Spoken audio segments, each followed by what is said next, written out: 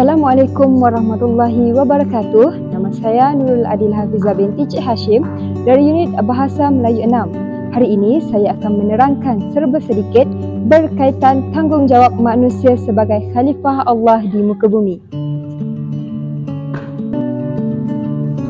Khalifah dari segi istilah bermaksud generasi manusia yang dipilih oleh Allah Subhanahu Wa Taala sebagai penggantinya untuk mentadbir dan memakmurkan bumi dengan menjalankan syariat Allah sama ada peringkat peribadi, keluarga, masyarakat maupun dunia.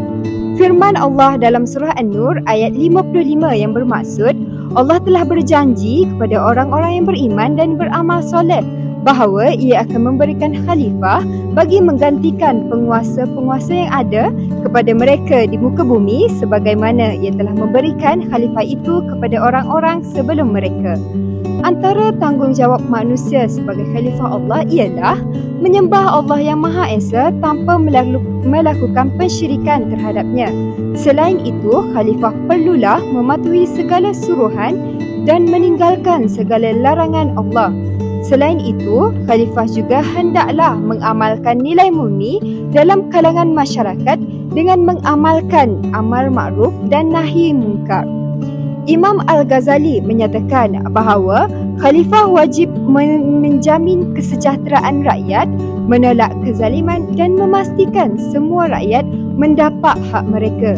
Beliau juga menegaskan bahawa kepimpinan tanpa keadilan akan membawa kepada kehancuran umat. Antara kepentingan melaksanakan tanggungjawab khalifah ialah dapat mewujudkan rakyat yang sentiasa berpegang teguh pada ajaran Islam yang sebenar. Selain itu, dapat melahirkan tenaga pakar untuk mentadbir dan memakmurkan bumi selari dengan syariat Allah. Selanjutnya, ia juga dapat mewujudkan kestabilan politik dan melancarkan segala urusan pentadbiran negara. Kesan mengabaikan tanggungjawab sebagai khalifah pula ialah akan menyebabkan kelemahan urusan pentadbiran dan salah guna kuasa yang akan menyebabkan rakyat hilang kepercayaan terhadap pemimpin dan negara akan mundur. Masyarakat juga akan bersikap malas dan fasik serta memilih pekerjaan yang akan menyebabkan ekonomi negara tidak membangun. Kesimpulannya, sebagai khalifah Allah, kita perlulah mengamalkan segala suruhan Allah dan meninggalkan segala larangannya agar negara yang harmoni dapat kita wujudkan. Oleh itu, marilah kita sama-sama menjalankan tanggungjawab masing-masing sama ada sebagai hamba atau khalifah Allah di muka bumi yang indah ini.